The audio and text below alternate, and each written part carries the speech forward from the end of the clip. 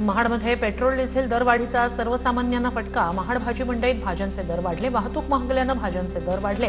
ग्राहकांचा संताप. इंधन टंचाई असताना रत्नागिरीत समुद्रात बोटीवर इंधन साठा आढळला. जयगडच्या समुद्रात इंधन साठा आढळणाऱ्या मच्छीमार बोटीची झाडाझडती. कस्टम विभागानं बोट तपासासाठी घेतली ताब्यात. बोटीवर अवैधरित्या इंधनाचा साठा करून ठेवला जात असल्याचा संशय. बोटीवरील 5 जणांना चौकशीसाठी ताब्यात घेतलं. सूत्रांची माहिती. जालन्याच्या ग्रामीण भागातील शेतकरी शहरातील पेट्रोल पंपावर दाखल. ग्रामीण भागातील पेट्रोल पंपावर डिझेल मिळत नसल्यानं शेतकरी शहरात पोहोचले. डिझेल मिळत नसल्यानं मशागतीची कामं खोळंबली. शेतकऱ्यांची प्रतिक्रिया. धुळ्यातील प्रमुख 4 पंपांवरील पेट्रोल साठा संपला. पेट्रोल संपल्यानं वाहनधारकांना माघारी फिरण्याची वेळ. उद्यापर्यंत पेट्रोल उपलब्ध होण्याची शक्यता. बुलढाणा जिल्ह्यातील इंधन टंचाईची परिस्थिती आता नियंत्रणात. जिल्हाधिकारी डॉक्टर प्रवीण कुमार देवरे यांची माहिती. शेतकऱ्यांना नियमित इंधन पुरवठा केला जाईल. तसंच काळाबाजार करणाऱ्यांवर कारवाई करू. देवरे यांचा इशारा. मुख्यमंत्र्यांच्या आदेशानंतर सोलापूरच्या जिल्हाधिकाऱ्यांकडून पेट्रोल पंपावर धाड. पंढरपूरच्या शाह पेट्रोल पंपावर जिल्हाधिकारी एस कार्तिकेयन यांची अचानक धाड. जिल्हाधिकाऱ्यांनी पेट्रोल पंपाच्या खरेदी विक्रीचं दप्तर तपासलं.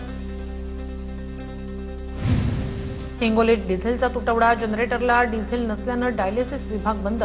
ठाकरेंच्या शिवसेनेच्या तालुका प्रमुखांनी डिझेल उपलब्ध करून देत डायलिसिस विभाग सुरू ठेवला. नागपूरमध्ये गॅस दरवाढी विरोधात युवक काँग्रेसचं आंदोलन. हातात बॅनर घेऊन आंदोलकांकडून जोरदार घोषणाबाजी.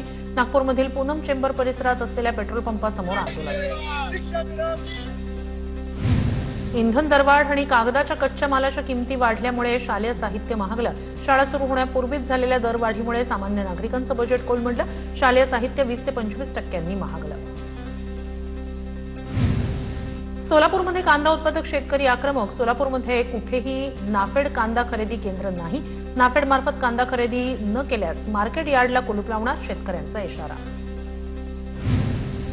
कांद्याला योग्य भाव मिळत नसल्यानं मंचर कृषी उत्पन्न बाजार समितीत शेतकऱ्यांकडून कांद्याचे लिलाव बंद ठेवत आंदोलन. कांदा निर्यात सुरू करून अनुदान देण्याची मागणी.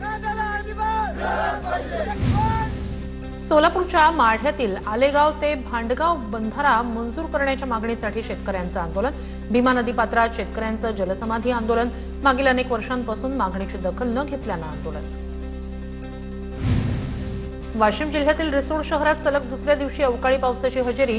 उकाड्यानं त्रस्त नागरिकांना पावसामुळे दिलासा. वातावरणात गारवा निर्माण. अमरावती शहरात पुन्हा अवकाळी पावसाच्या सरी. शेतकऱ्यांच्या कांदा पिकाला फटका बसण्याची शक्यता. पावसामुळे वातावरणात गारवा निर्माण. उकाड्यापासून नागरिकांना दिलासा. बुलढाण्याच्या देऊळगाव राजा परिसरात वादळी वाऱ्यासह जोरदार पावसाची हजेरी. काही ठिकाणी गारपीट झाल्यानं वाढत्या उकाड्यापासून नागरिकांना मोठा दिलासा. वातावरणात गारवा निर्माण. जालन्याच्या घनसावंगी तालुक्यात मान्सूनपूर्व अवकाळी पावसाची हजेरी. वादळी वाऱ्यासह झालेल्या अवकाळी पावसामुळे बोर रांजणी गावात ट्रॅक्टरवर झाड कोसळलं. सुदैवानं जीवितहानी नाही. धुळे शहराचं तापमान 43 अंशांवर पोहोचलं. उष्णतेमुळे जनजीवन विस्कळीत. हवामान विभागाकडून पुढील आठवड्यात तापमान वाढीची शक्यता. चंद्रपूर जिल्ह्यातील ब्रह्मपुरी शहरात सलग 5व्या दिवशी 47 अंशांपेक्षा अधिक तापमानाची नोंद. ब्रह्मपुरीचं तापमान 47.6 अंशांवर पोहोचलं. विदर्भात उष्ण लाटेचा तडाखा कायम. चंद्रपूरच्या भद्रावती तालुक्यात उष्माघातामुळे 2 मृत्यू झाल्याचा प्राथमिक अंदाज व्यक्त. जिल्ह्यात तापमान सतत 47 अंश सेल्सिअसच्या वरच राहत असल्यानं नागरिक त्रस्त. गोंदिया जिल्ह्याचं तापमान 46.1 अंश सेल्सिअसवर पोहोचलं. यावर्षीच्या मोसमातील सर्वाधिक तापमानाची नोंद. गोंदियाकरांना उन्हाच्या तीव्र झळा. नांदेड जिल्ह्यात मान्सूनपूर्व पावसाचा जोरदार तडाखा. मुदखेड आणि अर्धापूर तालुक्यातील अनेक केळी बागा वादळी वाऱ्यामुळे भुईसपाट. ऐन हंगामात झालेल्या नुकसानामुळे शेतकरी दुहेरी संकटात. सोलापूरच्या करमाळ्यात वादळी वाऱ्याचा तडाखा. जातेगावात वादळी वाऱ्यासह झालेल्या पावसात शेतकऱ्याच्या घरावरील पत्रे उडून गेले तर भिंत कोसळून घराचं अतोनात नुकसान.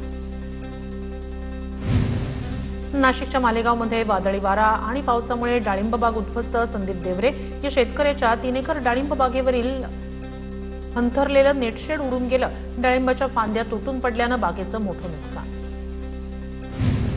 परभणीच्या गौंडगावमध्ये पपईला अत्यल्प दर मिळत असल्यानं शेतकऱ्यांकडून 1 एकर पपईची बाग रोटावेटरनं उद्ध्वस्त. पपईला केवळ 5 रुपये किलोचा भाव मिळत असल्यानं उत्पादन खर्चही निघत नसल्याची शेतकऱ्यांकडून खंत व्यक्त. बीडच्या चिखलीमध्ये शेतकरी दिनकर लाड यांनी मराठवाड्यातील पहिली थाई पांढऱ्या जांभळाची शेती फुलवली। जांभळाला पुणे आणि मुंबईच्या बाजारात तब्बल 350 रुपये किलोचा दर।